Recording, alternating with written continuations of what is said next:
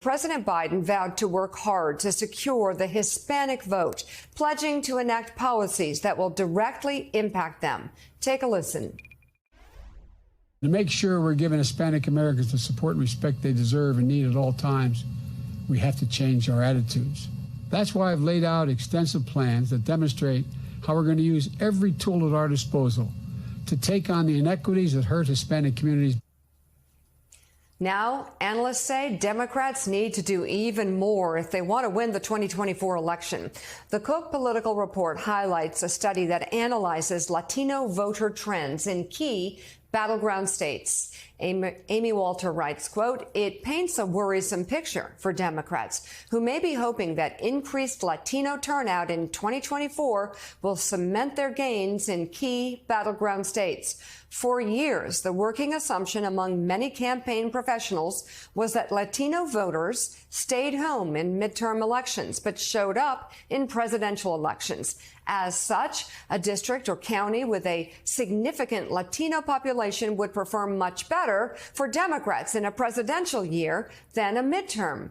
But Republican candidates can make significant inroads with these voters, especially if they put a full court persuasion press on them, while Democrats only engage these voters at the very end of the campaign."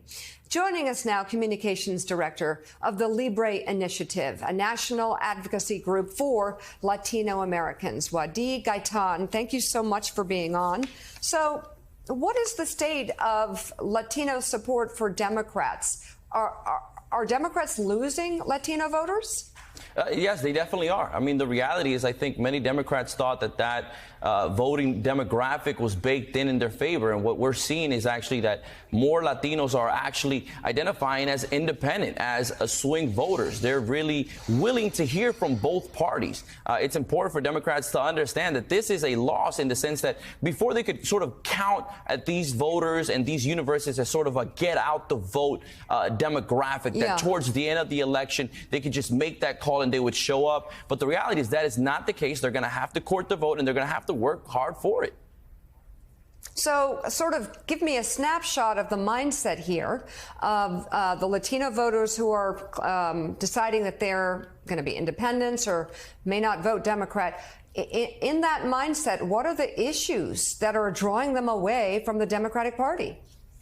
Yeah, I would say it's a couple of issues. But one thing, when you talk to Latinos across the country, when you look at the polls, one of the biggest things is the economy. Inflation specifically has created a barrier towards the American dreams for Latinos. The American dream is more expensive for them. So they want to hear, what are the policies? What has the president done? And what is he going to promise to actually do when it comes to the topic of the economy? A lot of the polls also show that in general, Latinos view their trust towards Democrats as being the party that can actually deliver on the economy, that can deliver on issues like crime and like public safety, is lower than the trust that they have for Democrats. That doesn't mean that Republicans don't have barriers on their end, but these are also the barriers that Democrats are facing when it comes to courting that issue. Also, when it comes to immigration, Democrats have made the right promises, but have not been able to deliver on those promises for various reasons. But Latinos now view this topic as not necessarily the party that is going to be able to deliver. So they're not just looking for the promises, they're looking for results on the topic of immigration.